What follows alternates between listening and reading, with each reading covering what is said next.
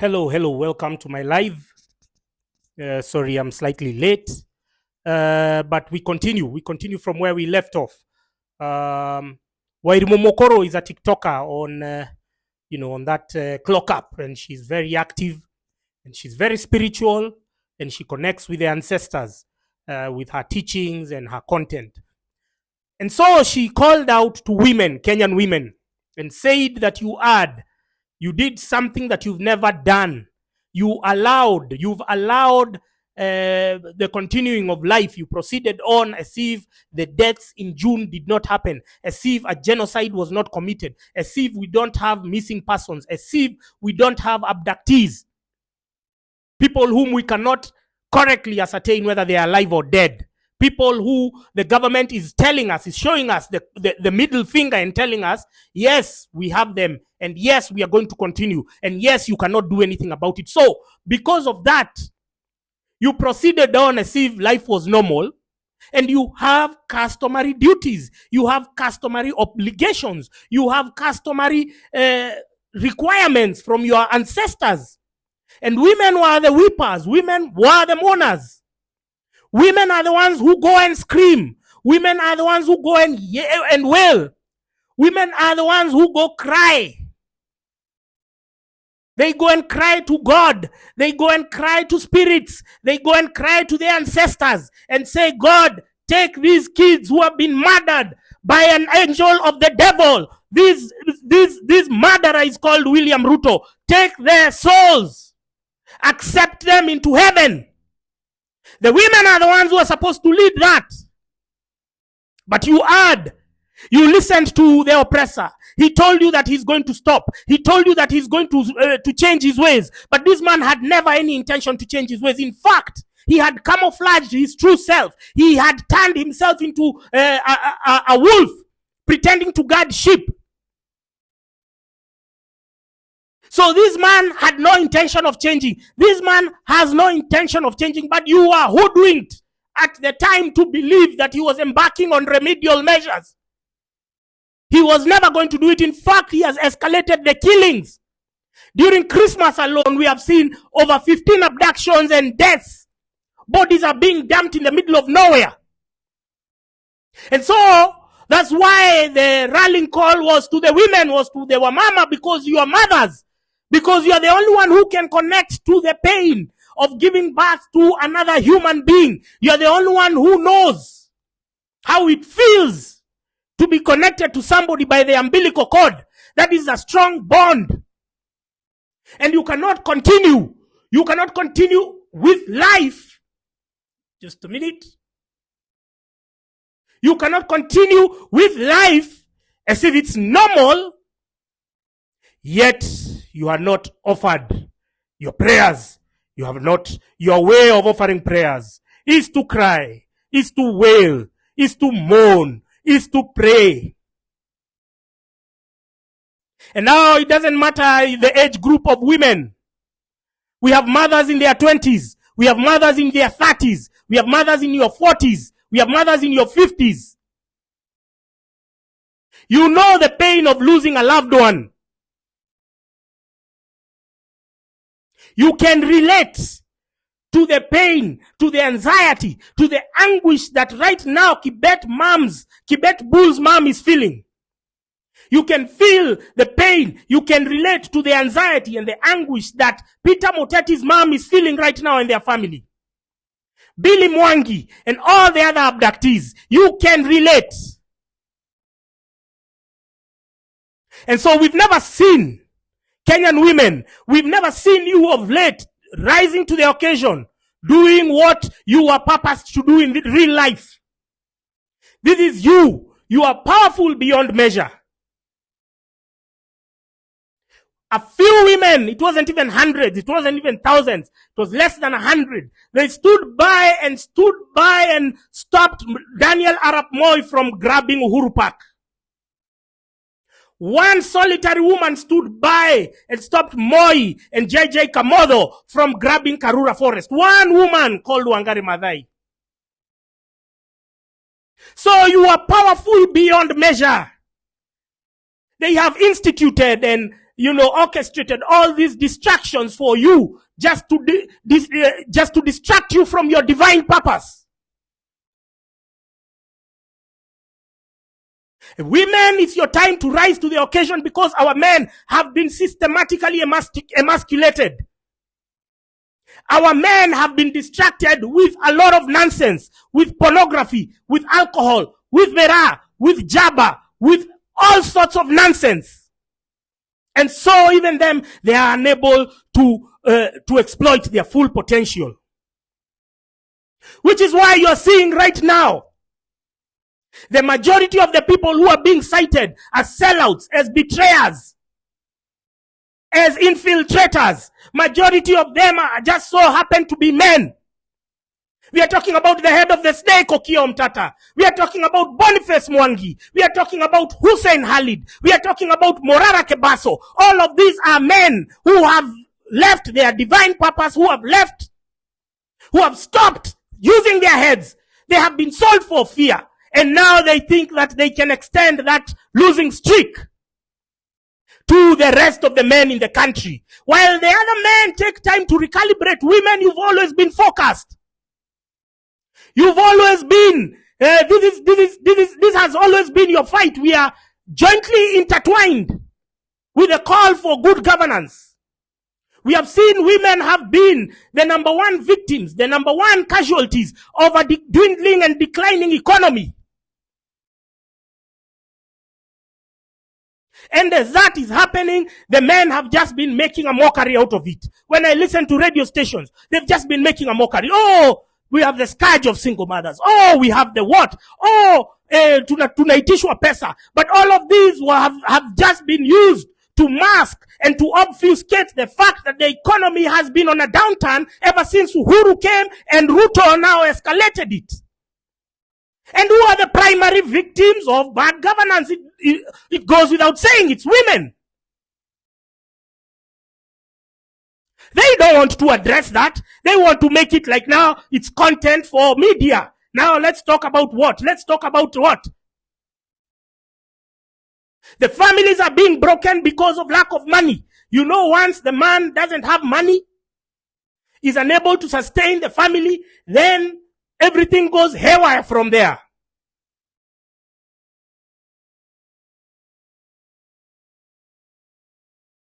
Nobody wants to address or the political establishment to take responsibility for hemorrhaging and diminishing and, finishing all the opportunities for the men, leading to broken homes, leading to the same scourge that is now fodder for media and content creators, that we have an explosion of single mothers. Nobody wants to identify the real source of these problems. Everyone wants to make a mockery. Everyone wants to make a joke of it, which is now, I'm telling you, women have traveled to all the worst countries that you may imagine. And the number one sign of a failing economy is nothing else than the lack of opportunities for women. And we go to places where there are no women. They enjoy the privileges and the enjoyments and the freedoms that you have in Kenya or you've been enjoying are not necessarily available in every other country. That you can buy your own car, you can live in your own apartment. There are other places where those things are not common. Those things are not even possible. There are places where you go where, if you just need to look at the index of the countries which have been banned by UAE from people getting visas on arrival or applying for visas online. You just need to look. You'll see Uganda, you'll see Rwanda, you'll see Burundi. They won't tell you officially, but the real reason is that women have been running away to that country but in pursuit of greener pastures and end up settling for jobs like prostitution and whatnot. We don't want Kenyan women to head that way. Of course, there are these people in the pinnacle in the apex of the political establishment. They love that they have money and they can get any woman that they want. And then they send other women to come and antagonize their fellow women, say, pretending that they are doing any better. But we know what is happening behind the scenes. And we don't want our country to go to sleep in that direction. So this fight is not for me. It's for everyone. Shared prosperity. Empowered women is an empowered economy. They have come and depreciated and diminished any opportunity for anyone to make money. And that acts, while it is targeting X number of people, it is also targeting our women in equal measure. The women who fought for and who clamored for women empowerment, once they got to the positions that they wanted, they forgot that they had a whole gender they had carried on their backs. The ones who fought for the new constitution, which included now positions like women rep, to be able to see that the judiciary top 3 is women, they no longer champion for your needs and for your collective aspirations. The gender war has been state-sponsored to keep us in a state of conflict, to keep us in a constant state of fighting amongst each other. They killed and butchered and massacred and abducted children, and they had the audacity to claim that the Kware murderer was targeting women, that it was an issue of femicide. There is no difference between femicide and genocide. All of them is a loss of life. But for them to constantly tout the gender perspective was an intentional and deliberate measure to keep us divided, to keep us from uniting to fight the collective enemy. The common enemy is who? It's the political establishment. It's the elites. The ones who profit in this state of the economy. Those are our enemies.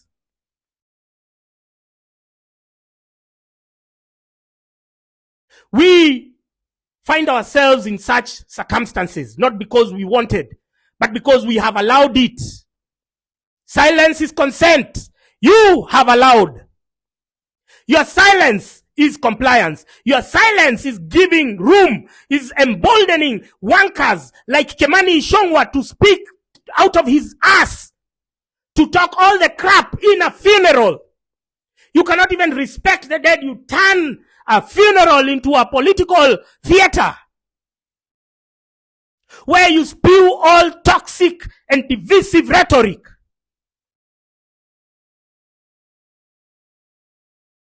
And then you've staged, there's live TV, and then there's all these propagandists who chop.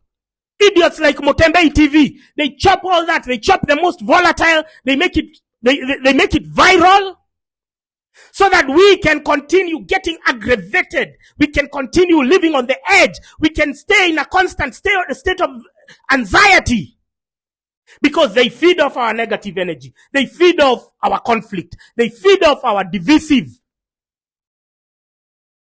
Our divisions, they feed off them. They enjoy it. They sit back when they go back to their 5-star hotels and they are thinking, ulionaje, wale watu niliwadunga, that it gives them a sugar rush.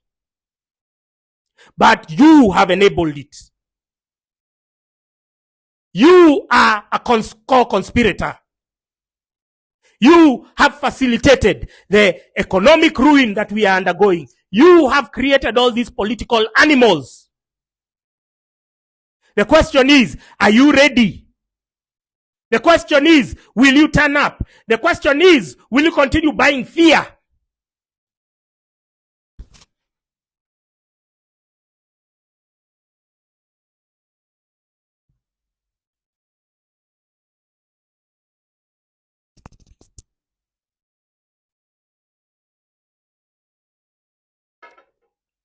Will you continue? You're already broke, but you're buying fear from scaremongers, from the political establishment.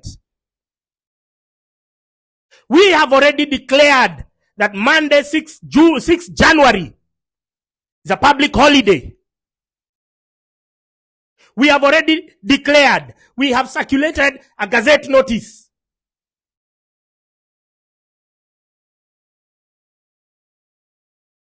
So if you think you're smart enough that you're going to take your children to school, be my guest.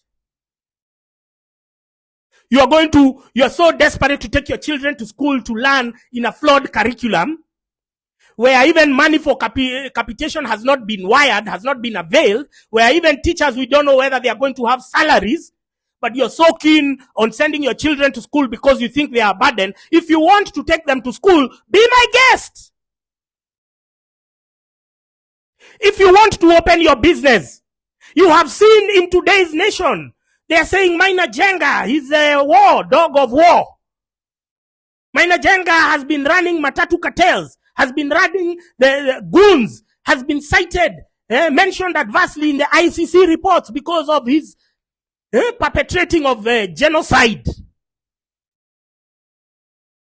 He has been brought specifically to loot, to vandalize your businesses. Now, if with that glaring evidence, you can see the evidence on your table, you can see the newspaper, they are saying that Maina Jenga has been co-opted into the government. If you have seen all of that, my friends, and you say and you elect, I am going to open my shop, I am going to open my hardware, I am going to open my supermarket. If you have seen all of that and you elect to do it, please, I have kept on repeating, do not come to blackmail us. Do not come to blame protesters. Open tomorrow so that people can stock up whatever they want. Because from Monday, we are reclaiming our country. From Monday, we are taking back what's ours. From Monday, we are putting politicians in their place. And it's an indefinite period. We don't know for how long. But we are asking you, if you don't have the common sense, you will still close your shop either way once the goons show up. So you might as well close it from the beginning. But you won't hold us hostage. That when we ask for you to close your stores, you won't close. You're coming to blackmail us. But just 3 years ago, 4 years ago, there was a COVID lockdown. A president stands there and says, you're going to close your business. You're going to do what? You're going to stay in the house. And that time you complied. That time you survived. But somehow you think you won't survive this time round. Give us a break with your double standards, you business people. You're disgusting. If we see you pushing those narratives, you're going to tell us how you survived when we had a COVID lockdown, when all shops were closed, when everything was, movement was halted. You're going to tell us if you died. But we will not be held back by your pursuit for money. You make money all the time. But we call for a sacrifice because you should be responsible corporate citizens, however big or small your outfit is. You should understand that these are your clients, these are your potential customers. They are saying they don't like the trajectory that the economy is taking. Who are you to open your store?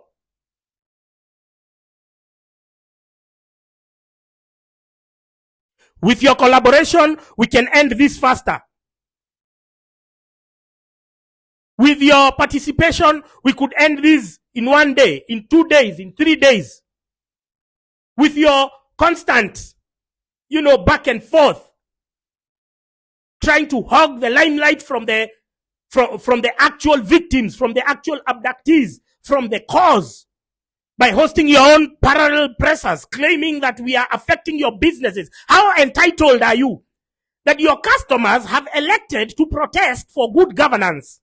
But you're telling your customers, stop protesting, come and buy from my store. Come and buy my shit from my store. How entitled are you? How insensitive would you be? How aloof? How out of touch? How disconnected are you with the plight of your very customers when you open your mouth to say that kind of damn shit? We are your clients. We give you business. We are boarding your matatus. You make money from us. We have said that the state of the economy is worrying. Our current state of our human rights index is depreciating, is deteriorating by the day. We are seeing suspicious deaths. We have seen Roslyn Odede, the chairperson of Kenya National Human Rights Commission. She has died. We are being emotionally blackmailed. We are being guilt-tripped here. Ahmed Nasir has just done a silly tweet just targeting me, saying that, oh, you're being insensitive. Oh. Let me tell you, when the Chief of General Staff, Francis Ogola, when he had an accident, we started saying that this is foul play. This is foul play. Why? Because if you had checked the utterances, you don't need to go far. You just needed to Google. You check the utterances of Aden Duale when they won the elections in 2022. He had said, we are going to come for Francis Ogola. We are going to go for him. They said it.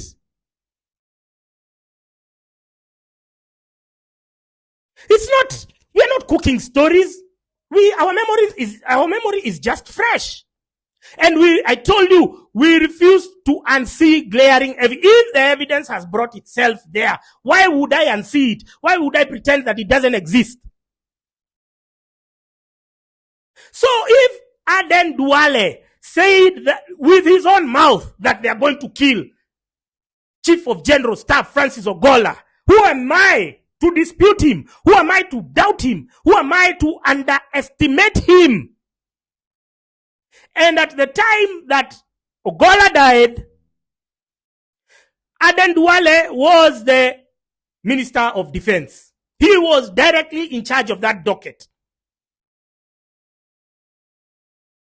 And 2 years earlier, it's even less than 2 years, 2 years earlier, he had declared that we are going to finish Chief of General Staff Ogola.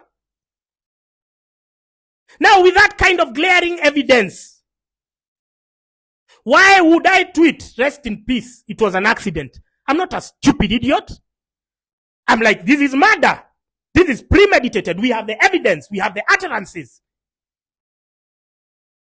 Why would I say, oh, sorry, may he rest in peace. Let God's will be done. Let God's will be done. No! That was an assassination. And the evidence was on the table.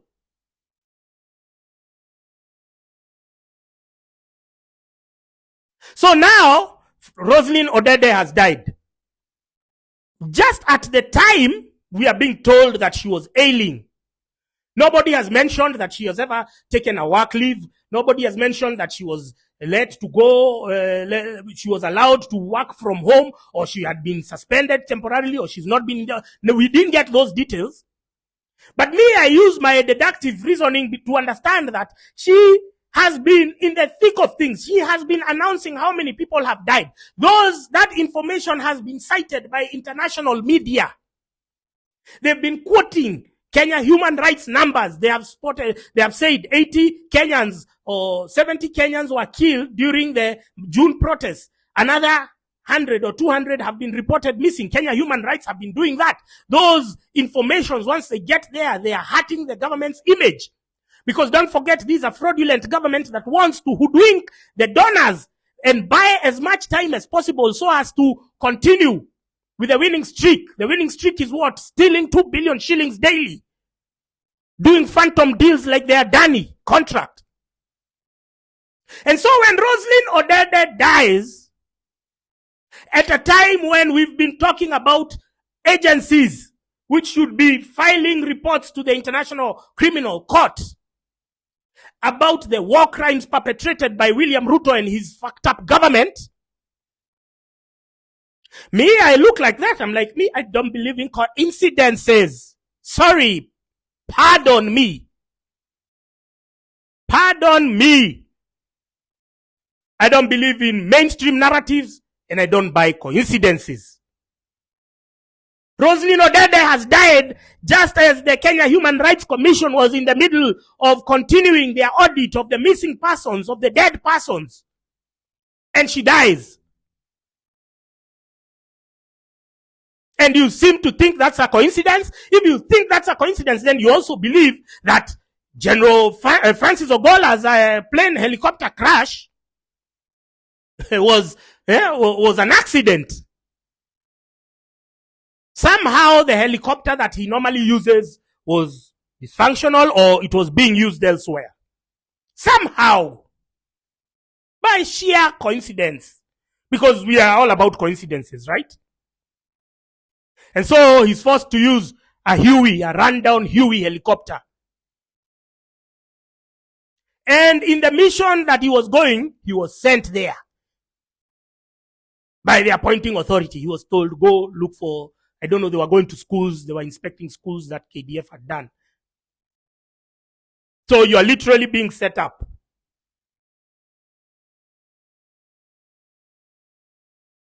So we don't believe in coincidences. I don't believe in coincidences. If you believe in coincidences, then that's your fucking shit. Myself? No. No. Thank you very much to the TikTokers who are multicasting my stream. I think somebody had told me you can use TikTok Studio, you can use OB Studio, you can use this live feed on your account, and we can multicast this stream for even your followers. So thank you for all who are doing that. I've been collaborating with you. Thank you for everyone who is DMing me. I got a very funny DM that there is this car, KCG089A. It's a Pro Box. It's a white Pro Box which has been registered to Catherine Kalaju. That's the car that abducted Billy Mwangi. Catherine Kalaju and her husband are based in Maua in Meru County. Now, the Maua area, the Meru region is prominently featuring in, when it comes to oppression, being the face of brutality and oppression of not just this government, but many governments. When they want, it's like almost Meru people have, and I don't mean all, because even Ruto stood up and said that Meru people follow orders to the letter. If you want to have somebody to do something for you, get a Meru person around you. Ruto said it. The problem with you people is you don't take mental notes of these off-the-cuff comments, because that's where the juice is. That's where the evidence is.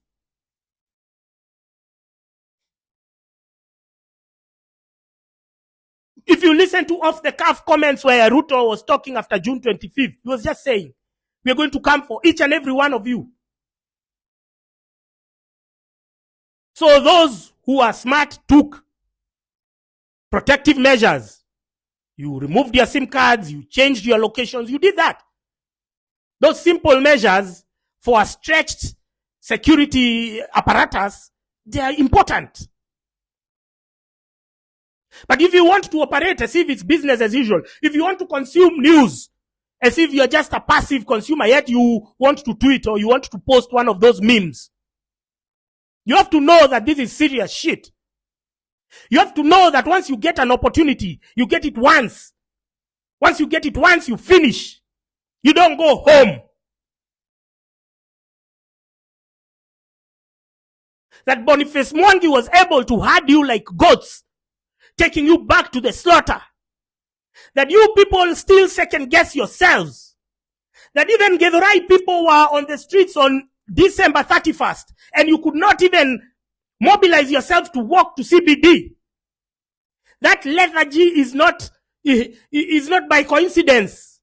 It's by the media you've been consuming, by the fear you've been buying with your coins. And I told you people, this Jabba is the only unregulated cash crop in the country, where they get it from the farm to the market. All other cash crops are regulated. In fact, they are deliberately weighed down. They are deliberately destroyed. Coffee now is being, the people who have coffee farms are converting them to real estate because coffee has no yields. Why? Because of overregulation, too much bureaucracy. But Mera, The product just leaves Meru in a pickup on the road. If they did that with coffee, we would be having economic prosperity in Kenya. If they did that with tea, imagine you're growing your own product and somebody else, some bureaucrat whose work in the office is just sitting and farting. Some bureaucrat whose work is just banging his female colleagues like a gonga, Baltazar. He writes, farmers are now supposed to be deducted 5% of their earnings through the coffee auction or through the tea auction. A bureaucrat somewhere is deciding how your product is going to be sold. So all that has happened for all other cash crops except Mira, except Jaba. Why? Because they realize it's a stimulant, and a stimulant which afterwards keeps people docile, keeps people dumb, makes the youth inept. It dumbs you down. And then in your Jaba bases where you are chewing that shit, you start now talking, listening. Unaonaje tusiende maandamano? Tusiende. Unajua ukienda maandamano utakula nini? Wewe unakula nini mwenye hujaenda maandamano saa hii? Uko na kitu ya kukula? Who has told you that going for maandamano will hurt what you are eating? You see, these are narratives which have been coined from somewhere, and you're consuming them. Yeah?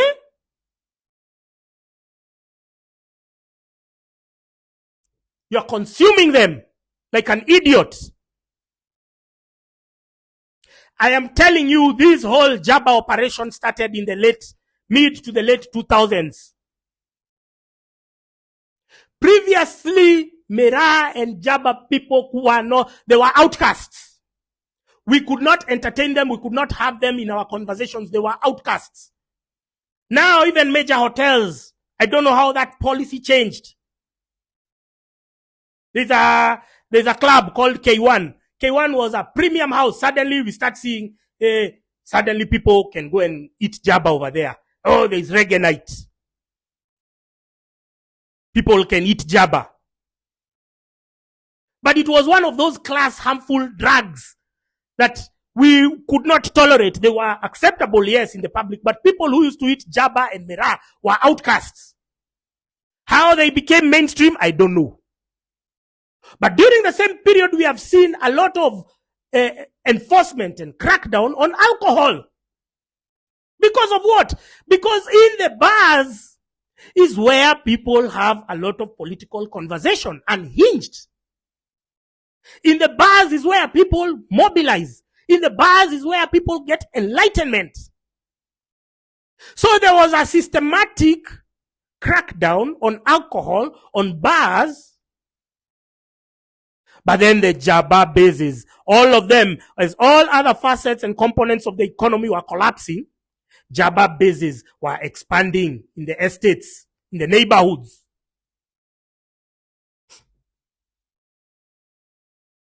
Somehow all the bars, even the high-end bars, they started being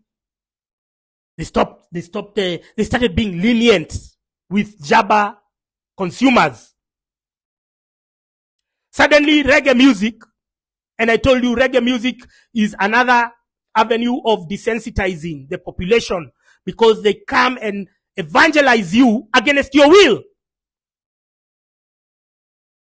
When you go to a reggae night, and then you hear a song, Elijah shall wash away all the tears from my eyes.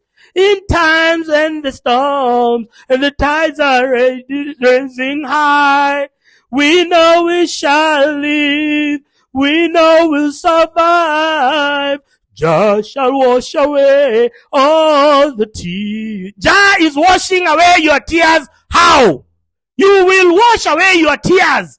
You will work your way up. You will rise up from the ashes like the proverbial phoenix. You will not depend on imaginary and stupid songs like those ones to damn you down. You're going to lift yourself up from this morass, from this decay, from this political oblivion that we have been cast to by the politicians.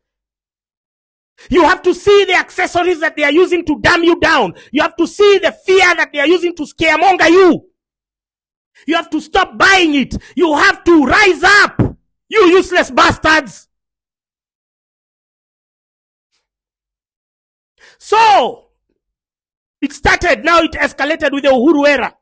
They started with bringing alcohol. And they started with a narrative. They got this idiot called Emmanuel Juma. They got this Evelyn Wamboi who used to be in Citizen. They go stand there where there is an alcohol roadblock. They stand there, they are filming.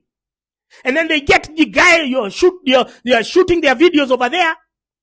They get the guy, and then all of you see that and you're scared. You don't want to go and drink again. What narrative did they use? Oh, alcohol is causing accidents. Drunk driving is causing accidents. Remember, we have seen the numbers. We are not people, we are not passive consumers of news. We don't watch Gathering Media. We don't read Gathering Media bullshit because we know Gathering Media has been bought. Gathering Media is an extension, is an accessory of the state. And we did the numbers, and I want to challenge you to Google it at your own free time.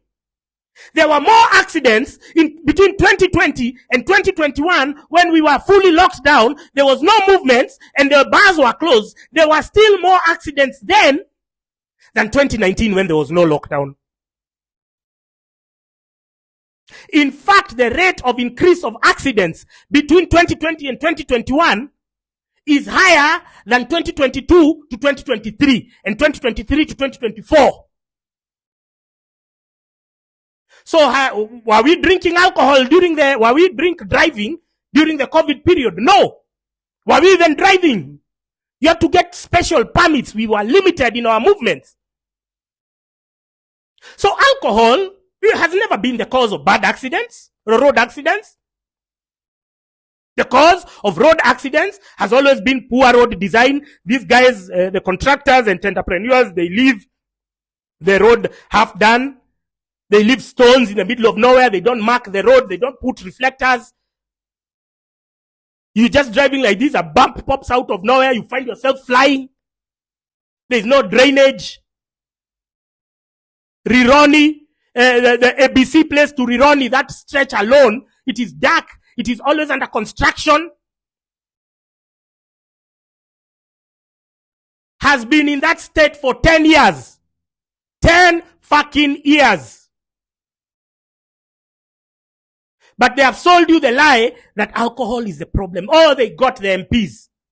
They got the MPs. You remember when Uhuru now called religious leaders and then called MPs from Mount Kenya and said, I want all bars closed. I'm telling you, the MPs were literally rocking up to your bar, to your wines and spirit and had it closed. Did they do that to the Mera places? Did they do that to the Jaba places? Ebu jiulize hiyo swali wewe umbwa.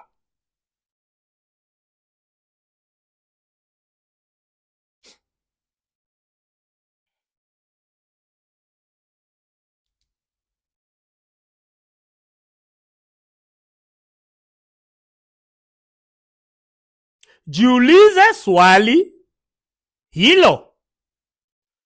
They raided all the alcohol places. They even raided the manufacturers. Humphrey Karaoke, they had an international arrest warrant for Humphrey Karaoke, who was in Cyprus at the time. And he had to come back to Kenya to attend a court case. That was DCI Kenoti. I wrote a letter to the LSK president, Faith Odhiambo. I told her we should investigate DCI Kenoti for past crimes. We cannot leave them unattended to, because those are crimes that we should never forget. But they cracked down on anything alcohol during the Uhuru era. And the irony is, Uhuru Kenyatta is a functional alcoholic and chain smoker. What was the incentive? What was the motive? The issue here is that you go and get your political liberation in the bar. You go to get dumbed down in the Jaba and Mira places. Every Jaba, I told you, every Jaba spot is an NIS listening outpost. There's somebody there selling you fear.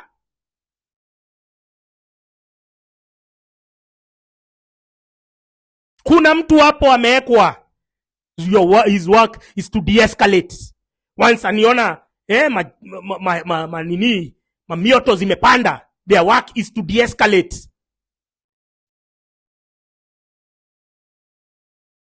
So you seem to think that it's a coincidence that these things happen. You seem to think that Mera is such a successful product and has not been regulated because of X, Y, and Z. It has no significant value to the economy, unlike coffee, which earns us foreign exchange, unlike tea, unlike horticulture, unlike pyrethrum. Even sugar, all those products weighed down through bureaucracy, through policy. But one product is left because it's targeting the youth and it is dumbing you down. Once you're getting intoxicated, because they know the process is a long period. You can even take 9 hours as you're chewing that shit. During those 9 hours, you have to be fed with information. Now there is somebody planted in your Jabba base to conduct the social engineering that they do, to infect your cerebrum with propaganda, state-sponsored propaganda.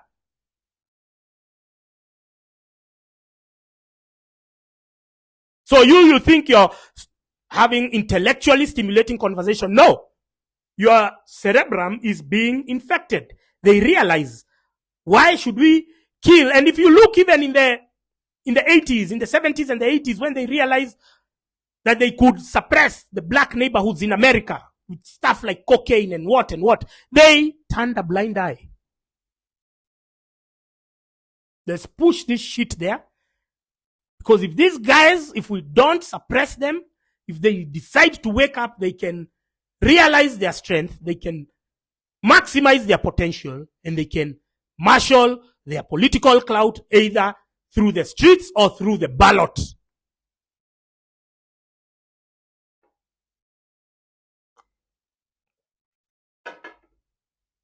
Am I making sense? Am I making sense to you wherever you are? It's a Saturday evening. Are we making any progress? Are you understanding how our oppression has been birthed, has been nurtured? It has not been an overnight process. Started during the late years of Kibaki, and from Uhuru era, it was escalated.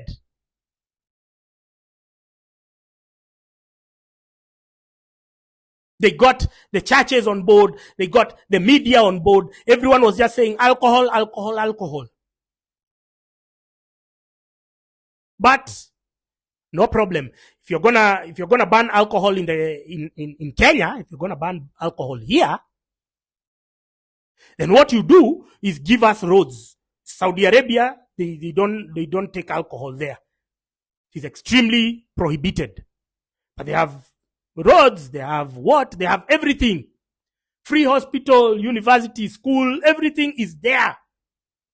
So if you're gonna ban this shit, then give me what Saudi Arabians have. Give me what Emiratis have.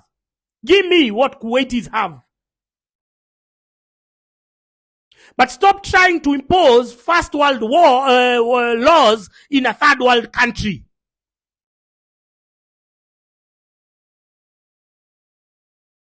So before you get onboarded in a government narrative, always ask yourself questions.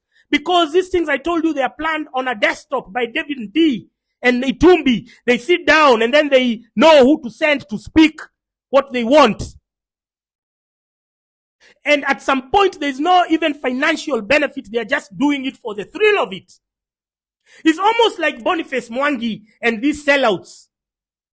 And the Julius Kamaus and the Hussein Halis and the Hanifas. The money may be comfortable for them now, but it's not commensurate to the damage that they are inflicting. It is not. So Boniface Mwangi is only being a traitor because of the thrill of it. Because he knows he's incompetent, and in a level playing field where he's put amongst other competent people, he cannot thrive in a merit-oriented environment.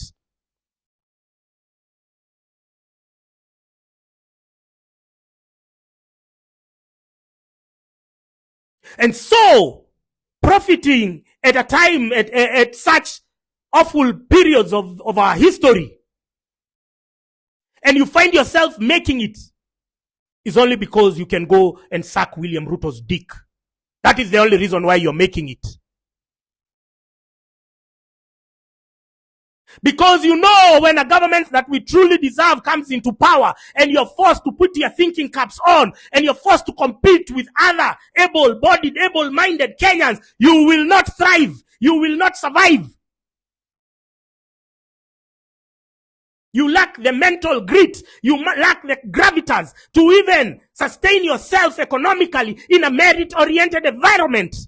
That's why you're so scared of good governance. That's why you're scared of bringing this system down, because you know there is no place for you in a merit-oriented environment. You cannot compete.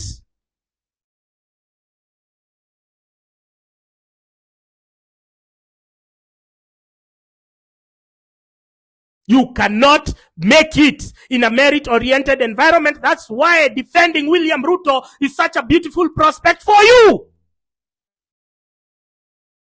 Because he does not value merit. He does not value competence. He values tribalism. He values chronism. He values any other ism that you can come up with.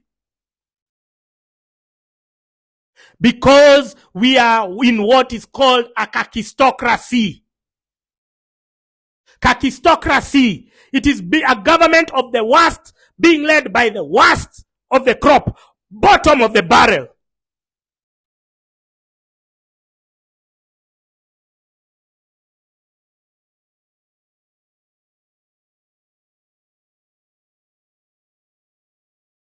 Boniface Mwangi, he's an idiot. You hear him talking. There's no intellect in his speech, in his discourse, in his anything. He has never said anything poignant, anything worth remembering, anything inspiring. I have never even quoted any of his speech anywhere because I don't even remember anything he says.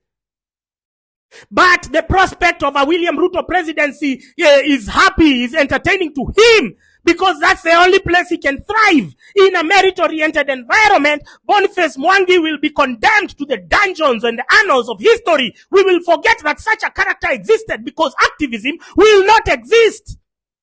Activism exists in places where bad governance has been orchestrated, has been engineered. And I told you we have something called planned poverty. And so they create a semblance of democracy by propping up these characters, these clowns who are masquerading as activists, who we are even telling them that we don't want you to come on Monday. They are still insisting we are going to come. Why do you want to come if not to ruin the protest, if not to divert attention from our protest, from the cause, from Tibet Bull, from the abductees? Why the fuck do you want to come?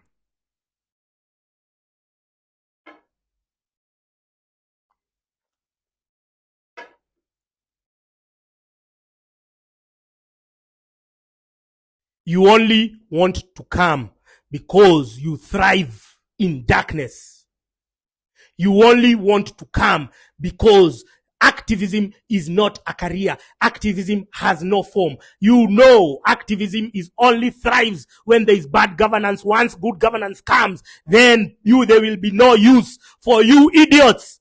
There will be no use for Okiya Omtatah. Okiya Omtatah has made a career for going to court to challenge government high-handedness, government excesses, government largesse. If good governance exists, if we have a government for the people, by the people, do we need Okiya Omtatah to go to court? If we have a people who follow the law, who follow the constitution, who embark on public participation, who create the democratic space and economic environment for everyone to thrive, if we have shared prosperity, do we need Okiya Omtatah? So why are you foisting him? Why are you foisting a character who has made a career from purporting to solve man-made problems? Why? It's not like Okiya Omtatah is an inventor. It's not like he's an innovator. It's not like all these fucking activists are innovators or inventors. But they exploit a loophole The loophole is left. They are allowed to file those constitutional petitions challenging the government, emerging as heroes. Why don't you see it? Why don't you see it as a broader script? So that when the government needs to activate them, when the government needs to tell them, no, go and infiltrate that protest, go and bring us Kibet Bull, we want him alive so that we can go and skin him dead. Why don't you see it as a broader scheme by the government to suppress the movement, to suppress the protest? What happened in June 25th? Boniface Mwangi was able to commandeer all of you like a bunch of livestock to leave CBD, and it was done under the guise of that you're going for your safety. Staying in town will lead to I don't know what. And you went to your homes, and that's where you were being set up. Why don't you see it that Boniface Mwangi was in coordination with the security agencies who came to hunt you in your estates, in your homes? Why don't you see it that he was on the table when they were planning to switch off Safaricom so that you can be slaughtered, you can be butchered, and your bodies can be thrown in Kwara dam site? Why don't you see it that way? Why must you see these people, your oppressors, the accessories of your oppression? Why must you see them as your liberators? They have been doing activism for 15 years with no solid gains, with nothing tangible to show us.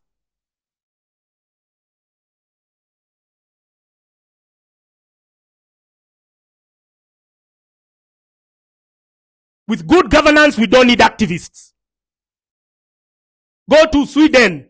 You'll see the kind of activism there is very passive, is very, on issues. They're not doing activism for food, for the right to access to healthcare. Us, we are there. We are at the lowest. We are at the lowest as regards to any index that you might think of, economic, human rights, constitutionalism. We are at the lowest. And so we want to lift ourselves out of that.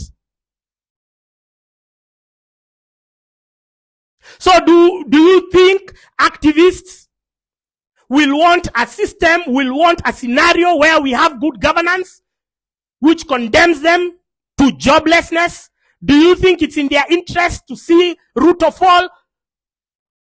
Do you think they want Ruto to go, or bad governance to become a thing of the past when they've been profiting from the very malaise that we are fighting against, from the very malfeasance that we want to bring an end to? Do you think that Boniface fucking Mwangi, that Okia fucking Omtata, do you think they care? Do you think they want good governance that will condemn them to isolation, to joblessness, to us forgetting that they ever existed? No. They love the status quo. That's why they were happy to tell you go home. That's why Okia Omtata was prematurely launching his presidential bid in 2027, telling us to wait, telling us we postpone our grievances until the day that he gets into power, because he's the knight in shining armor. He's the one who has been challenging the government in court from man-made afflictions, man-made calamities.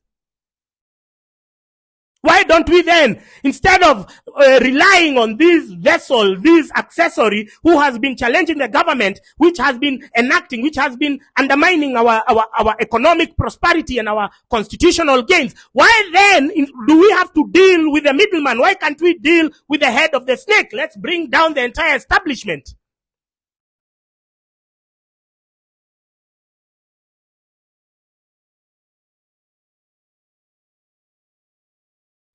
It's been one hell of a journey. It's been one hell of a journey for us to get here. I wouldn't do this. I wouldn't sacrifice my life, my freedoms, if I didn't see any progress. Every day I see people trying to liberate themselves. I do understand, I do painfully acknowledge that the social experiments and the psyops that are deployed are on the next level. But I do appreciate the few of you who struggle to outlearn, to outgrow, to unlearn all this bullshit. I really appreciate. And so when we say that January 6th, no shop will be open, no business will be open, nobody will go to work, nobody will go to school. We are doing it for in your interest. We have no interest to undermine your work. We have no interest to undermine your business. We have no interest to undermine your pursuit for education. But we have come to a point where all of that doesn't matter. Now is a struggle, is a fight for our life. We have come to a position where now we have to stop all of that and then we have to look. We have to understand. How did we get here? The blind faith that you extended to war criminals is the same blind faith that you are extending to activists. Activists whom you've not vetted. Activists who are even cited in the missing persons, in the missing people that we are now looking for. Okiya Omtatah's name pops up. Doesn't make any effort to clear it. Doesn't make any effort to allay our concerns, our fears. Turns it into another PR shenanigans.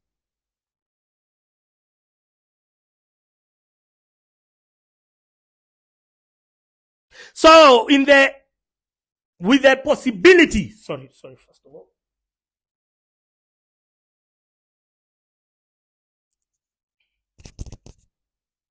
With the possibility that all the tenets of democracy have been infiltrated. The media, the activists, the NGOs. With that glaring possibility, we are left with no choice but to hit the streets. We are not gloating. We are not saying that it is possible. We are not saying that it's easy, but it has to be attempted. It has to be tried and it has to be done. And the sooner that you understand that you have to sacrifice for your future, the better it will be for all of us.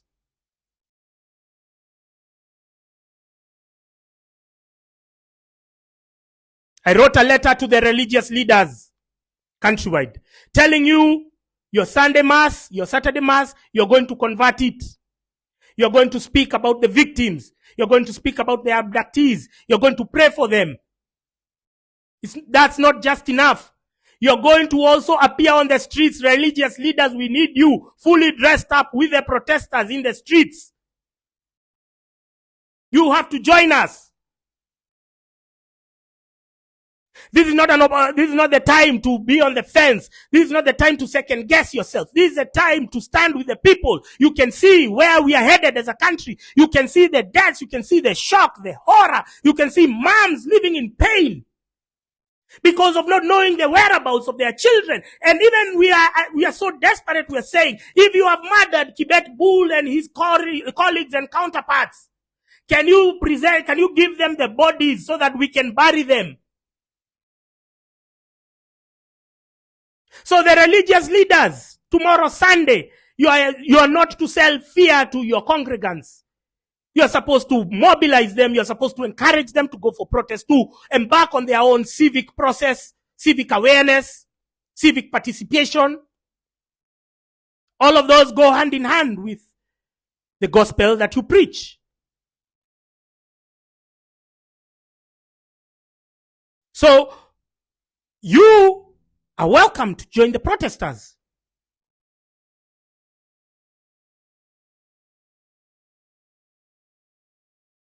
Whereas the mothers are going to pray for the departed souls, as the mothers are going to pray for the abductees to be returned safely to their families, you will be there praying also for the missing people whom we have not conducted burials for. For the people whose bodies are lying in different mortuaries around the country, whose families are still in anguish. They're trying to trace them.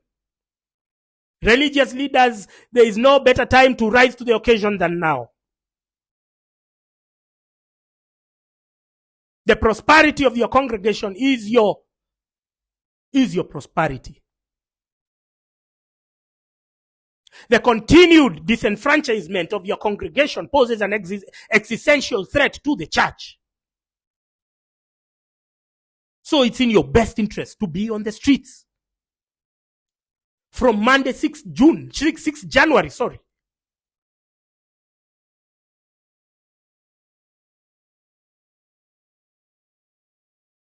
Women of Kenya, I make the passionate appeal to you.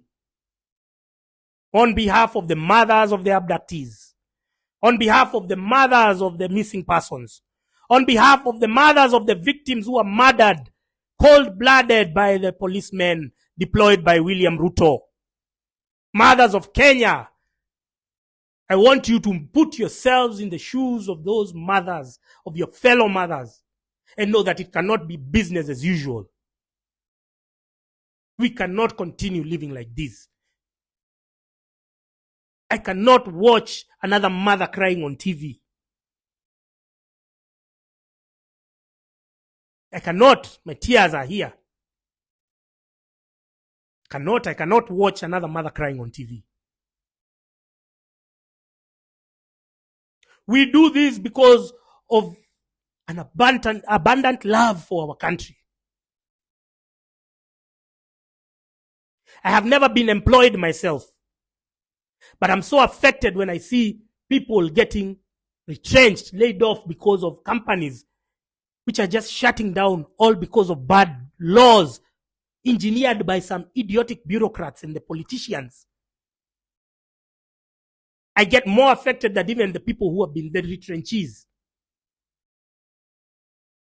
So we do this for love of our comrades, for love of our country. We may not have the benefit of relocating to different countries. The visa in the 90s, when Daniel Arap Moi was taking Kenya the same way that Ruto is taking it, Kenyans were lucky. By then the visa application processes were very weak. They were very easy. In some places, even going to England, you didn't need a visa. You just walk to the airport, buy your ticket, and so many went and relocated. But now we are hampered. We are hamstrung.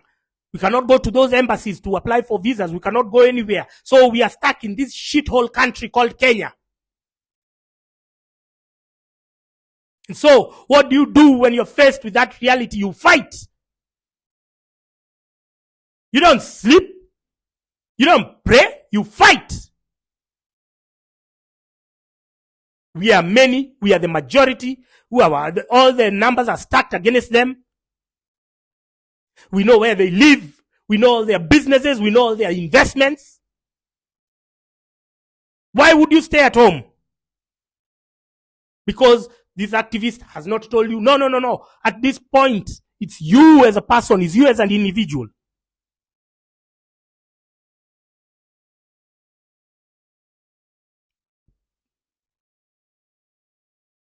How has bad governance affected you? How has William Ruto's government affected you? How has it hampered your day-to-day activities?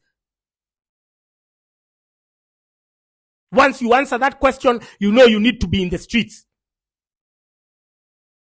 You don't have to wait that, Boniface Mwangi has not tweeted, Okia Mtata has not said anything.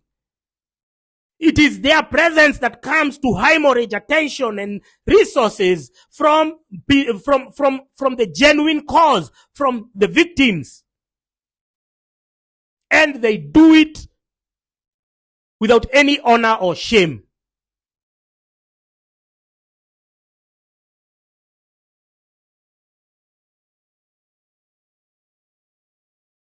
You know very well what this government has done or not done. It's your duty. It's your obligation.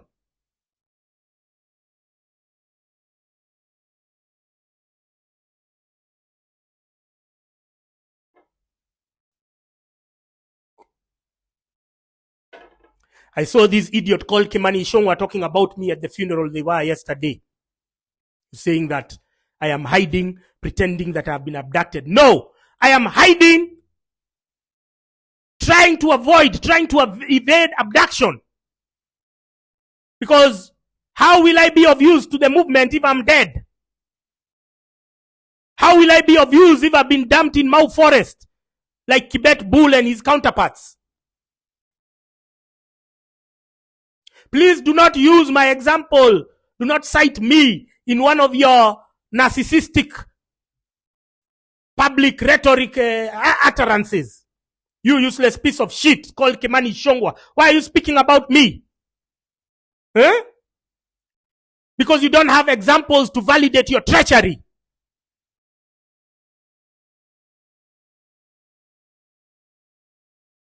Yeah, you can only ati wakati DCI walimuweka wanted ndio na yeye akajitokeza akasema atajipeleka na wakili. Ati anajificha kwa sababu anataka kujifanya where did I say I was abducted? I was abducted with the first time the police broke into my house.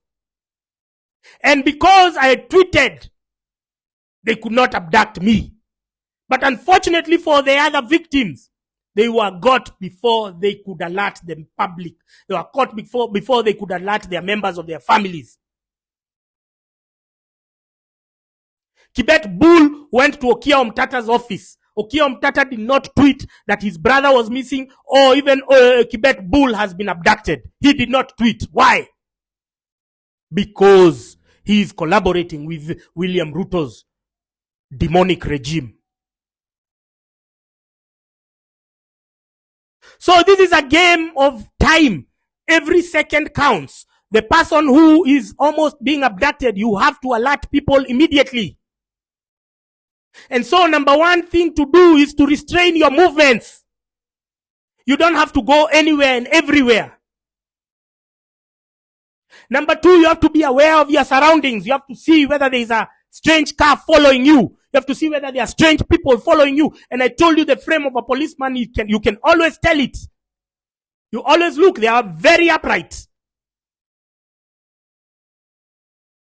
They can never camouflage. A policeman will never camouflage in your presence. You will always know a fucking cop. First of all, they are ugly as fuck.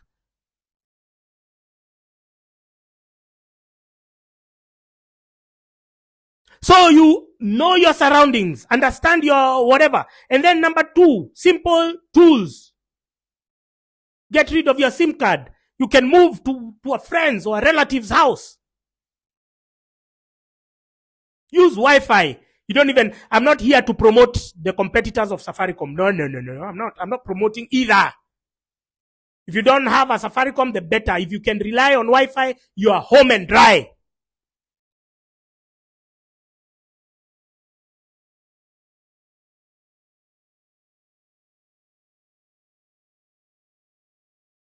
You don't have to use a SIM card. You don't have to have a SIM card on your phone. If you need M-Pesa, you download the M-Pesa app. Simple tools. You stay alive. If it's going to the shop, have somebody run your errands. If it's doing X, Y, you have other people just doing stuff for you.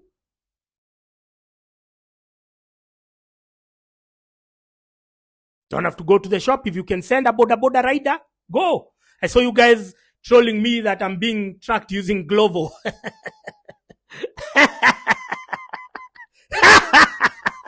maybe that's why I am still alive. Huh?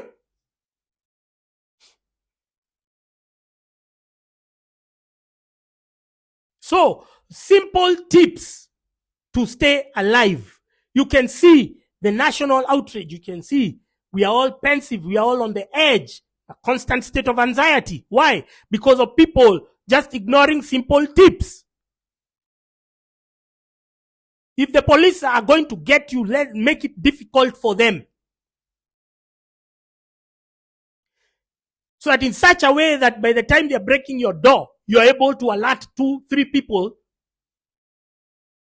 It's a good investment to have CCTV.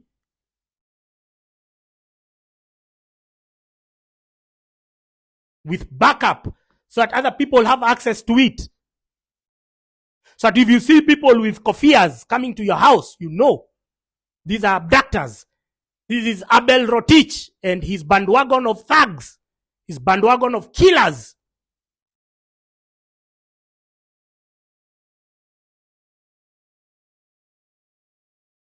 It is possible.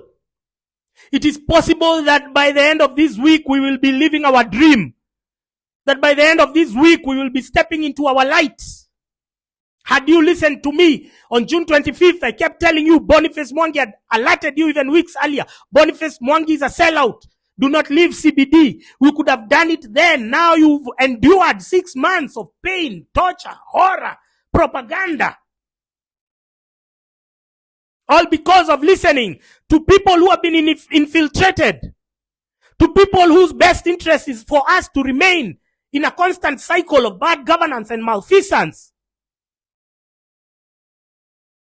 Because they know in a merit-oriented environment which will be brought about by good governance, by servant leadership, they know they have no place, in such a government structure. Boniface Mwangi knows he has nothing else to contribute to humanity other than shouting, writing proposals to donors. We may not need that donor support once we have good governance and we are able to channel the resources that we grow and we produce locally, and we can be able to channel them to the right places. We may not need even that donor money. But he knows.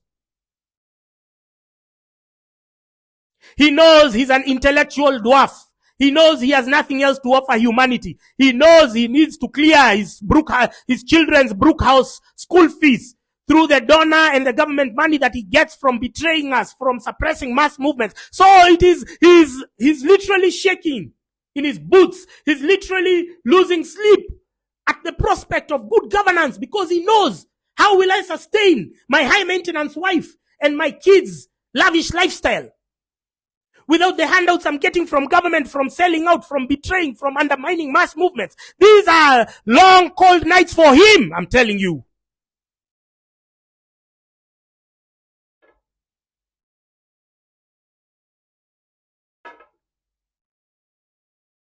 He's wondering, is this the end? Is it all of it? I've been an activism all my life. I don't know how to do anything else. He claims that he sells land.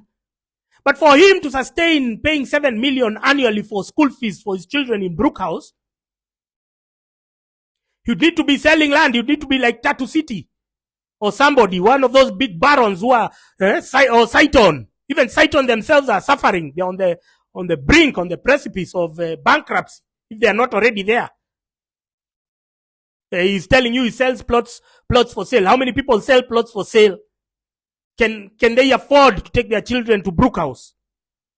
You seem to imagine that he can get money from selling land. That's rubbish. Don't be fed with cock and bull stories. Do the numbers. Numbers don't lie. He's shaking in his boots. Because good governance threatens cartels, threatens oligarchs, threatens the elites. And the elites are not only in one sphere. Even we have elites in the activism and NGO world. People who are now, they are very silent. Their silence is deafening. As we're speaking about removing Ruto, as we're speaking about protesting, they're silent because they know, they're afraid that their sources of revenue, their income streams are going to be disrupted by good governance. So you knowing that these are profiteers, you knowing that these are the equivalent of mercenaries. You know, mercenaries, they profit from war. They profit from conflict. Because they sell weapons, they sell what? They profit from that environment. So, commercial activists are the equivalent of mercenaries. Because they profit from atrocities. They profit from bad governance.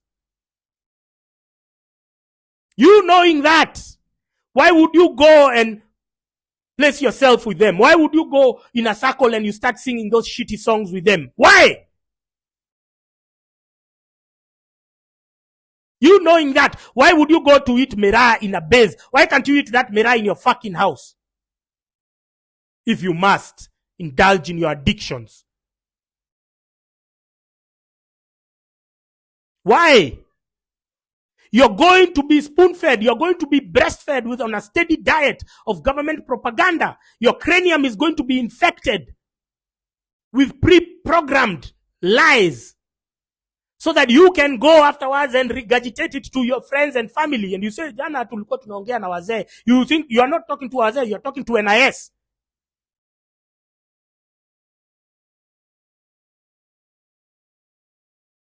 Ask yourself those questions which I've thrown at you. Why was there a severe crackdown on bars as the Jaba and Mera bases were growing exponentially? All other businesses in your neighborhoods have been collapsing, but the Jaba bases are still there. Their vehicles, they are still buying new vehicles. Other sectors have been collapsing. It is because they understood, well, let us not fight this stimulant, whatever you want to call it, or drug. Let us embrace it. They've even overregulated even things like vaping, even things like shisha. Shisha has been banned in Kenya, and Mera is still allowed.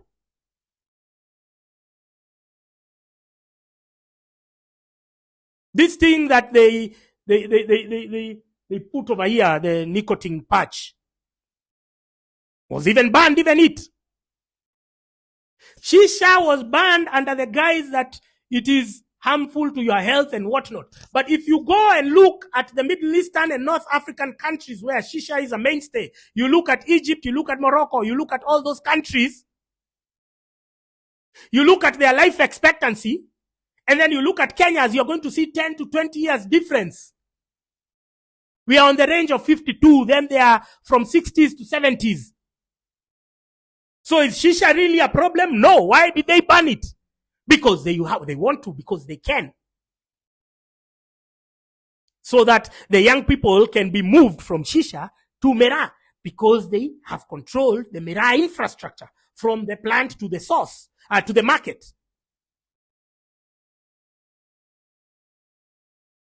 You understand? Can you see the convergence? Can you see how they trick you into consuming their propaganda? I'm not here to judge the product. I don't give a shit. Even if you are to take whatever you want, I don't give a shit about that. I'm just saying. Why are some drugs allowed, given preferential treatment, and others are cracked down on? If not for the reasons that I have been giving you, and this is a study we have done. 1 in every 5 ghetto youths is an NIS informant. Every Jaba and Mera base is an NIS listening and information digestion outpost. So you go there innocently, you've gone to eat your leaves. But you're there, you're being programmed, you're being fucked in the head by NIS. So they embarked on a big campaign against alcohol, knowing how much alcohol contributes to our revenue, to our taxes. Money that can be quantified. Mera, you cannot quantify its benefits to the economy because none of their money passes through conventional channels.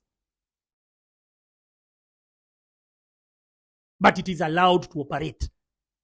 Now, forget about the dynamics and the farmers. Let's talk about the socio experiment component and socio engineering component. It is allowed, it is given leeway, it is given all the space to thrive because of that very reason. And that is how they killed the June 25th movement. Why? Because they were able, they had infiltrated the Jaba bases a long time ago. You are in denial, you may not believe. You look at a place like Pipeline with a majority, 5,000 young people there living in squalor with sewage running outside, and they've been suppressed. They cannot even fight for good governance there. When we call for protest, the people of Pipeline Estate are the biggest letdowns. You ask why? It's because they have been surrounded by NIS outposts. They know you're going to eat your Mera as you watch your EPL, and they know every time you're being desensitized, you're being driven away from your purpose. You're being turned into zombies. You're being zombified.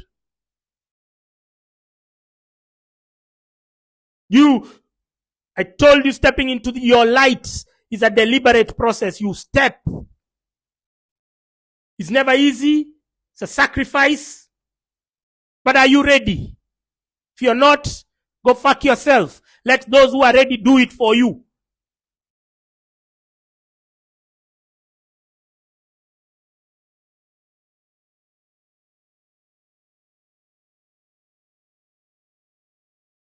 Where the country is headed to, it is unsustainable.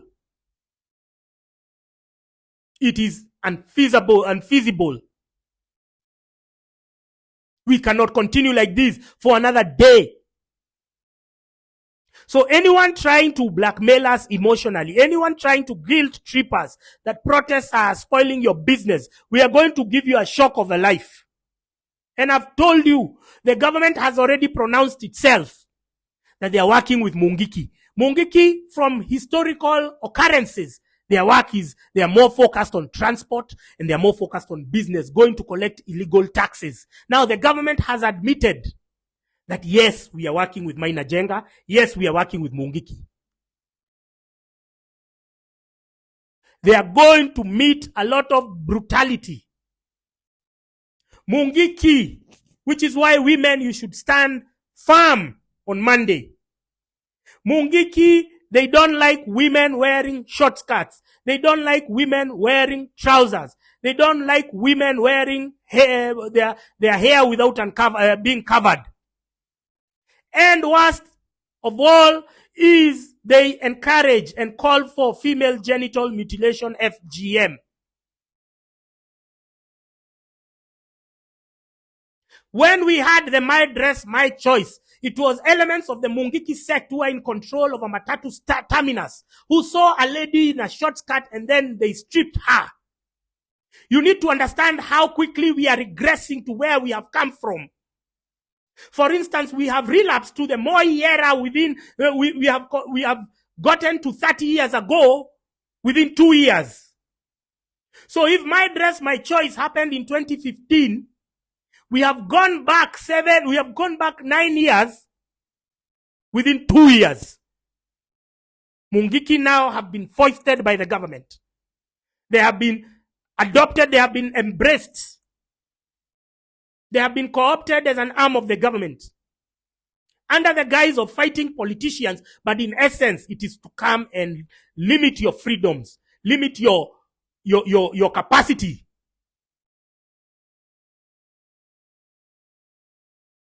That is the only thing they are bringing Mungiki on board. And so the government have pronounced themselves that they are going to revert to violent tactics to suppress the wave of enlightenment that is blowing across the country. So what do? Do you sleep and wait for them to come to your house? No. You step into your light.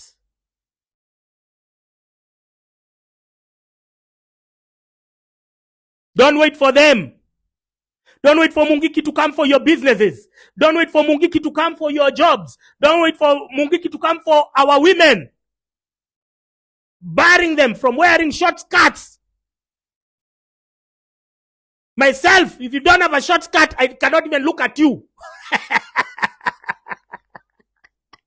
Who is this who is telling you not to wear a short skirt? Who the fuck does he think he is? Me, if you don't have a short skirt, I don't even want to have relations or conversations with you.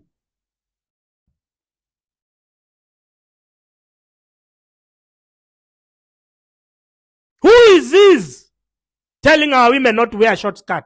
If they feel like they want to wear, that's their shit. Who are you to police fashion? You're trying. Ruto is trying to take us back to the Moi era so desperately. It is becoming even disgusting to see because he has no clue. He has no idea. He was told that if you bring on Mungiki, and then Mungiki, those gangs, they go and spread fear in Mount Kenya because Mount Kenya have refused to bow down to you. They've refused to acknowledge you as their president. They are going there, they boo you in church. They are going there, they heckle you. So let's bring the gangs, let's bring Mungiki. And then obviously, they bring Mungiki, it doesn't stop there. Then they go to Western region. They revive what was called the Sabaot Land Defense Forces. Then they go to Mombasa. Then they revive that group that used to say Pwani si Kenya. They go, when Kenya deteriorates, slowly by slowly, it becomes a country of criminal gangs. All because one person wants to remain being called president. Because he has no legitimacy. Even his cabinet does not have majority of his party UDA. But because he's so entitled, because he's so desperate to remain in power, he can do anything. He can burn the country down. So Mungiki, in effect, they are in control of very many matatu terminuses. And so they have significant understanding of how to meet terror, on how to inflict, how to get the women, how to get the men, how to kill them.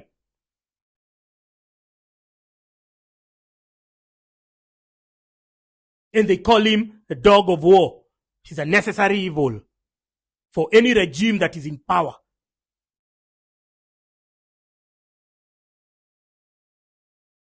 Women, this regime is coming for you in ways that you cannot imagine, in ways that you do not believe.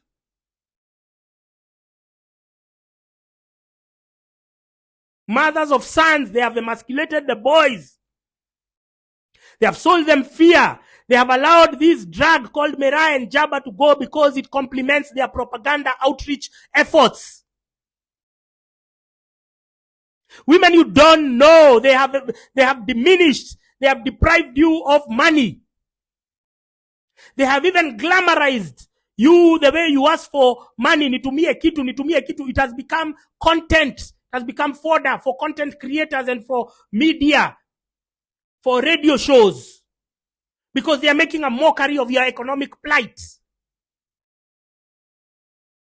Will you continue being subservient to this rogue regime, to this juvenile delinquent called William Ruto? Will you continue?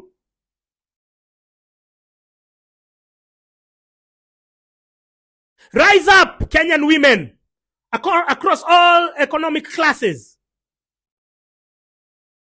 They have tried using all divisive tactics. Even the class war has been weaponized for political expediency. They call it hustlers versus dynasty. At the end of the day, the dynasties are still suffering. Because who are the dynasties? The dynasties are the middle class. They went and told the slum dwellers that, oh, those all and your matajiri, the middle class. But the middle class, you're the one who employs the slum dweller. You're the one who gives the barber shop money. You're the one who gives the barber shop, the butchery, the car wash, the watchman. You're the one who creates jobs for them. Then when it's campaign time, they go to the slums. And then they tell them matajiri. They play a divisive war for their own gain. Right now, you'll see people from the slums, even Kibera, even the idiots of Bunge la Mwananchi. Almost 1 hour, stupid asshole. Gaucho, fucking moron.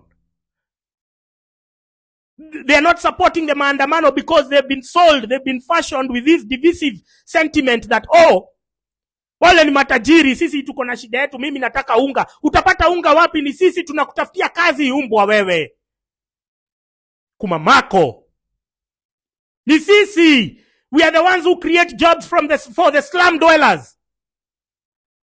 The middle class. We are now approaching our political consciousness. And we are doing it because the most beneficiaries will be you. Because we know you, without money, you'll be coming to rob us. So slum dwellers, cut us some slack. You have to cut us some slack. Every day you wake up, matajiri. We are the ones who create opportunities for you. Kwa makaosh, kwa manini, ni sisi, it's a middle class. It's not the politician. Politician unamuona mara moja after 5 years. Ni mimi naachwa na wewe. Ni mimi nakupatia kazi, kuja kwangu, osha nguo, osha nyumba. Kuja kwa mkahawa yangu, kuja nini? We create jobs for you. I hate those divisive narratives. Because they've given some people some profound sense of entitlement. Even they used to cook the numbers in Kibera, saying it's the biggest slum north of Limpopo, south of the Sahara, and those were cooked numbers. They were saying that Kibera has 1 million people. That's a lie. Kibera doesn't have even more than 50,000 people. The middle income places like Umoja, what? Because Kibera has grown like horizontally, and other places have grown vertically. So there are obviously more people in the places which need good governance, the places which need good drainage, electricity, water, which need garbage collection, which need everything else, security. So please don't buy into the divisive and the illusion that you are more than the middle class of Nairobi. No. The middle class are the majority. It is they who require government services that you guys are comfortable shitting in toilet in paper bags and throwing your shit in the river. And there is somebody who is profiting from you remaining in that state of poverty. And it's not me. It's obviously the political cartels of the day. So I am here to tell the slum dwellers, I am here to tell the Raila mobilizers, the ones who you are telling your slum dwellers there, the ones who might be used to bring violence. I'm telling you that the middle class are the ones who have sustained you.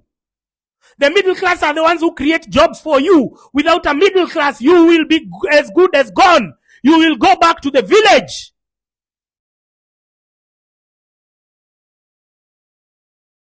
You'll be singing almost 1 hour. Acha hiyo kiburi uko nayo mkiwa na gaucho hapo. The middle class, we are the people who have sustained you in Nairobi. Mtuheshimu, respect. Put some respect on my name. Nisi tumekuweka hii Nairobi, sio Raila. Raila will give you handouts today, next time unamuona ni after 3 months. Ule mtu amekuajiri, uko hapo jua kali, unatengeneza vitu, ni middle class atakuja anunue hapo. You are supposed to be protecting the middle class with your lives. Because the politicians come to divide you, telling you those people are matajiri. Because matajiri nini? Mtu anaishi apartment, huyo ni tajiri wa aina gani? Middle class akipata mshahara yake anakuandika kazi. Anakuja kwako hapo uko jua kali, uko Landis Road, sijui unatengeneza nini. Anakuja uko kule nini? Grogon. Gari yako imeharibika, anakuja unatengeneza. Hao ndio wamekuweka Nairobi, sio wanasiasa wewe umbwa. Umoshwa nawa gaucho motherfuckers. Amjaekwa Nairobi na wanasiasa. Mumeekwa na middle class ya Nairobi. They are the people, the working class. They are the people who keep you in business. They are the people who have sustained you in Nairobi.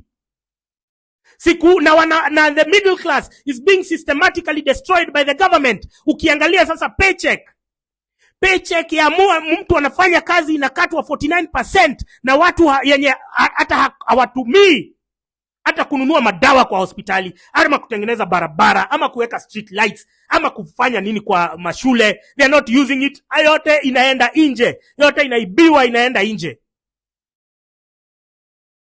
Na wewe unaenda kudanganya wenzako, mnaimbia hapo, mnashinda hapo, mmeimbia. No! You fucking slum dwellers should be protecting, not going to rob. You should be protecting the middle class, because a vibrant middle class will mean you have jobs and you lift yourself. We can eradicate poverty like China. China have eradicated poverty within 30 years.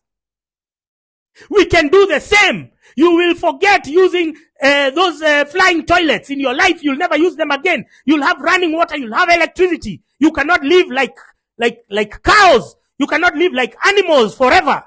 We have an objective. And we can do it collectively.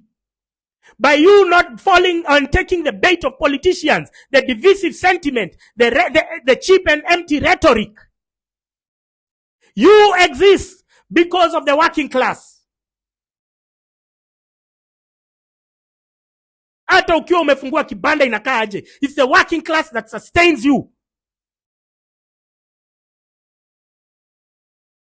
enda Kawangware, enda wapi, enda nini, au mechanics wote wako huko.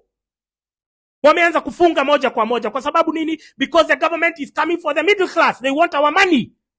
And directly, what I used to spend on my car, on my what, on my food, on my what, inaisha, inaenda ikipungua. Sasa wewe unajiona unapata shida, lakini badala ya kutathmini mwanzo wa hii shida, wewe unaenda kusikiza siasa ya ugawanyishi, siasa ya watu kugawanyishwa, siasa ya upumbavu, siasa ya Raila Odinga. I told you, Raila Odinga is an aging orangutan and a senile old bastard. He has nothing new to offer. He has nothing good for this country. He's a spent cartridge. He's a used condom. He's the worst leader. He's the worst nightmare to have ever happened to Kenya. If Raila was not born, if Raila's parents, if we gave Jaramogi a condom so that Raila cannot be born, we would be a first world country by now.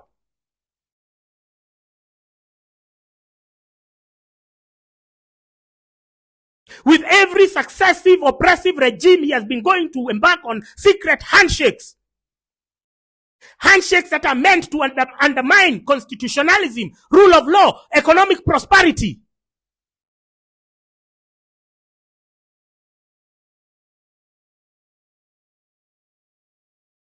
And you want us to venerate him.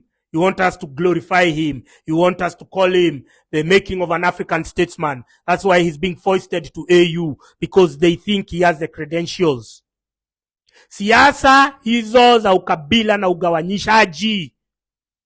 They move from tribalism, they go to social classes, they go to gender, they use all tools at their disposal to divide us. Kwa hivyo nyinyi washenzi mwenye mnakaa kwa slums, mukae mukijua the working class are the ones who have maintained you. The working class are the ones who have kept you in the cities. The working class with their hard-earned money ndio wanamtafutia, wanamjenga, wanampanga. Lakini nyinyi dakika ya mwisho mnaenda mnasikiza wanasiasa wanamwambia enda uibe ya ule mtu mwingine, ati ule ni tajiri. Yeye ndio mnafaa kuwa mkienda kwa nyumba ya mwanasiasa. Mnafaa kuwa mkienda kwa Kimani Ichung'wah, huyo anaongea kama choo, anaongea kama malaya. Mnafaa kuwa mkienda State House, because that's the source of your problems. Mnafaa mkienda kuoccupy bunge. Mnafaa kuwa nyuma ya working class. Mnajifanya hapo na kuambia working class wakikaa siku 2-3 bila wakienda maandamano bila kumpatia kazi, mtaona vile mtakula njaa. Mnafikiri mtapata pesa wapi? The working class are the ones who have maintained you motherfuckers in Nairobi. Na nyinyi mnaenda mnasikiza mwanasiasa akimwambia wale matajiri, wale matajiri, wale matajiri. I used to listen to William Kabogo. Alikuwa anaenda kwa slums za Thika zinaitwa Kiandutu, wanaanguka na helicopter. Anaanza kuwaambia nyinyi, na anawaambia slum dwellers. And those slum dwellers work in the apartments, mtu ka 1 bedroom, ka 2 bedroom, wewe unaenda wewe ni mboch pale. Anaenda anawapiganisha na amekuja na helicopter. Anawaambia wale matajiri wanataka nyinyi mkae mumenyanyaswa. And they listen. And they take the bait. Sasa namwambia nyinyi watu mko bunge la wananchi munisikize. Bunge la wananchi munisikize. Kama wewe unaishi huko kwa slums, kama wewe unafanya kazi kwa nyumba ya mtu ambaye ameandikwa mahali, ameajiriwa ama amejiajiri, wewe dakika ya mwisho unakuja unapiganishwa na wanasiasa wanakuambia huyu ndio tajiri. Hapana, heshimu ule anakulipa. Ule mwenye anakupatia pesa kila siku, kila mwezi, heshimu huyo mtu. Hii pesa yenye tunapata sio rahisi.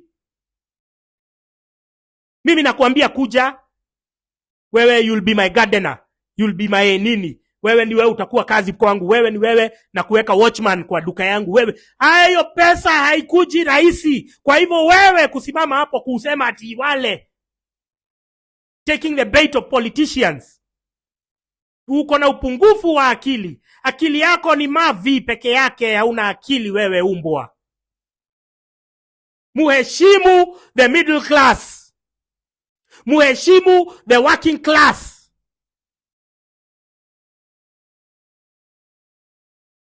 You need to respect them, because those are the people who have absorbed all of you into the wage economy.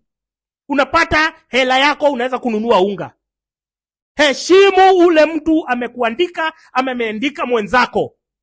However big or small their circumstance is. Hata huyo mtu ako na kanyumba kamoja ka bed sitter na anakuita umuoshe nguo, wewe ni mama fua. Wewe ni mama fua, anakuita umuoshe nguo mara 2 kwa wiki. Unakuja unamuoshea na kupatia 600, 1000. Unaenda kwa mwingine hivyo. Heshimu huyo anakupatia hela. Anyone who is giving you money like this on a consistent basis, if you are a slum dweller, you need to respect that person. Sio kusikiza mwanasiasa anakuja hapo anakuambia sijui wale watu wanaishi kileleshwa, wale ni matajiri. Matajiri wa wapi?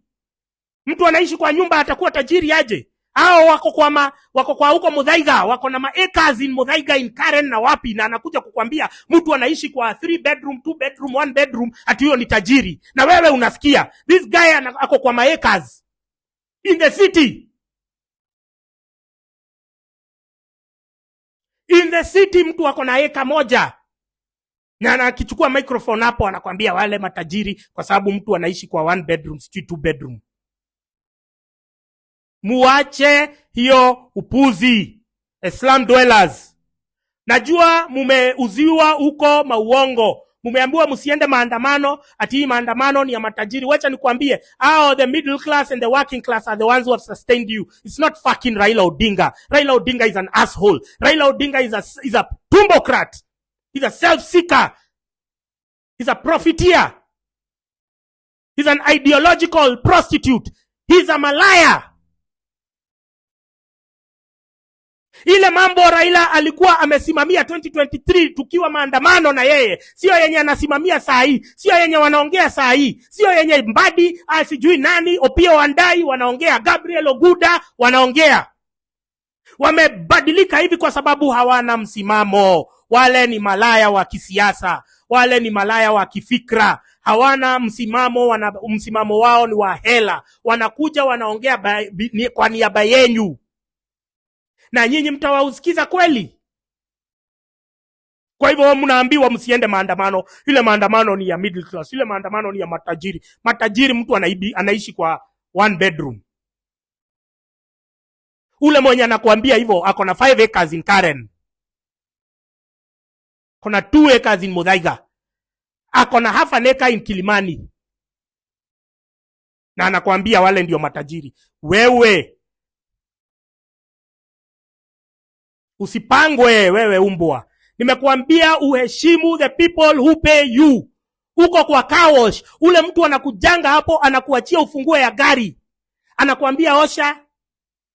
Over and above, you know the middle class are very amazing people in the working class. Over and above yeye kulipa, umemuoshea. Over and above yeye kulipa, ile pesa imeandikwa pale, kuosha gari ni 500, anakupatia hiyo 500, 1000. Over and above that, anakupatia 100 ya chai. Heshimu huyo mtu wewe.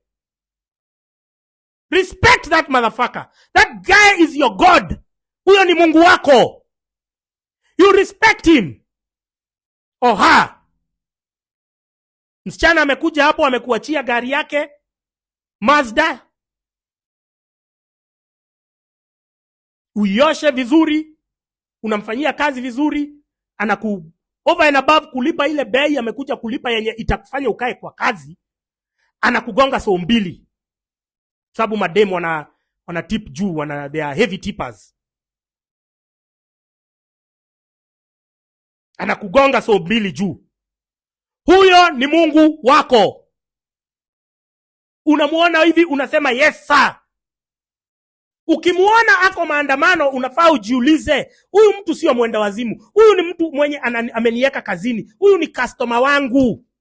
Huyu ni boss wangu na amefunga kazi, amesema twende maandamano. Mbona mimi nisikize Raila akiniambia nisiende maandamano? Nimewahi kula kitu ya Raila. Uliza akina Omosh wanawa. Omosh hata hana gari ya kupeleka. Na amekuwa hapo he's been sucking Raila's dick for the last 2-3 years using that bunge la Mwananchi. Gaucho ameenda Akaingia kwa nyumba ya Raila, akaambiwa aingie hapo kwa bar, akabeba tu whisky amepewa za sare. Akaenda kuzieka kwake kuonyeshana ati vile yako na pombe za nini. Sasa hiyo pombe yenye unaoneshana, unatisha nani? Hiyo ni yako, na hakuna hiyo pombe, hakuna venye utaenda utapike ati watoto wako wakunywe, ama ukojoe ikue maziwa watoto wako wakunywe. The working class are the ones who have sustained the slum dwellers and the people of the low income residentials. Now, number two, nyinyi sio majority, you are just many concentrated in one area. But other people wako stretched out na nyumba zao zimegrow vertically. So mukiona hao wakienda maandamano, mtu akuje akwambie enda upige biashara yao, ujiulize, without the working class, wewe utaenda wapi? Utarudi Ocha. Rudi Ocha upigwe na shida huko. Kae mahali hata hakuna network, hata uwezi ona ma TikTok kwa sababu hata hakuna network ya simu. Muheshimu the working class. Hizi propaganda mnakujanga mnapewa na wanasiasa dakika ya mwisho na mnaingia box. Mtu mumekaa na yeye, mtu amekuwa anakufanyia kazi, unaenda unamvamia, unaenda unamuibia. Heshimu. Na tunataka sasa working class, tunataka opportunities zikuwe expanded so that we can lift people out of poverty. It is possible. Nakwambia China have eliminated poverty within 30 years. Mbona usiamini eti Kenya tuko na hiyo potential? Tuko nayo. Tunaweza, tutafanya. Kama mtu join ama mtu si join, tutafanya. Lakini kile mtafanya, what you will do ni mtatuheshimu. You are going to respect the working class because we maintain you. We sustain you. Utatuheshimu. Sisi ndio tumemweka Nairobi, sisi ndio customer, sisi ndio tunampatia kazi, sisi ndio everything about you. Sio mwanasiasa. Kwa hivyo Monday 6th of January, it's a public holiday. Fungua kazi. Lakini magoons wale wanaletwa na serikali, Mungiki wakiletwa, Mainajenga akiletwa, na Kidhiki Kindure na Ruto, usikuja kusema ni maandamano au ni goons. Mimi sina haja ya kuiba bullshit yako kwa duka.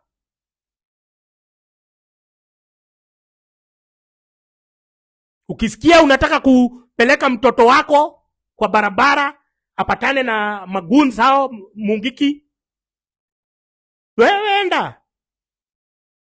I tell you, this government keeps on pronouncing itself. Hata sisi wenye tumejificha ni kwa sababu tuliona Ruto akisema atatuua. It did not mean his words.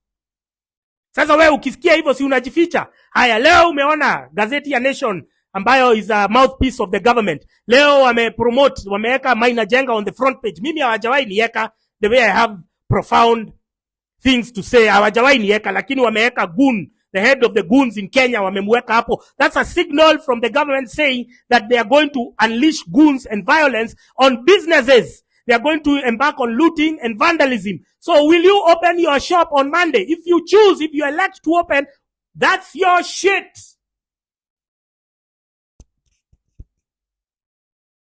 Hiyo ni hiari yako. Hiyo ni kupenda kwako. Sisi tunataka tuende maandamano pole pole. Hatusumbui mtu. The police, you are supposed to protect the protesters. If you feel like that's a tall order, you can also stay home.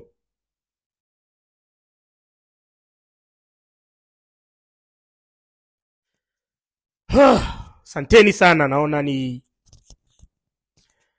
saa 3. Santeni sana. Mungu awabariki. Kesho tunafanya ya mwisho tukijitayarisha maandamano. Let's be on. Thank you to the TikTokers who are sharing this live stream. Thank you to everyone who tuned in. I can see we topped at 13,000 today. Thank you. May God bless you.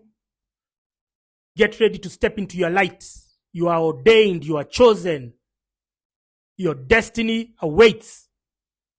You are not, you can rewrite your story any day. Your circumstances are not permanent. You are not meant to endure the pain and suffering that you're going through right now. You're not meant to endure the strife, the anxiety, the constant hopelessness brought about by the political rhetoric by the likes of Kimani Ichung'wah and Amason Kingi. Amason Kingi amekula Kilifi yote na malaya. Pesa yote akapea malaya. Kingi, wewe unakuja unafungua mdomo wako, Senate Speaker, na pesa yote ya Kilifi, hakuna hata hospitali moja ulijenga, hakuna hata shule moja ulijenga, sijui 120 billion yote ulikula na malaya. Hauna haja. Wewe mzee, nyamaza mahali unatuona wewe. Usitubebe ujinga. Don't take our silence for weakness. Don't take our silence for consent. Amason Kingi, you need to shut the fuck up. Fucking asshole. Good night, guys.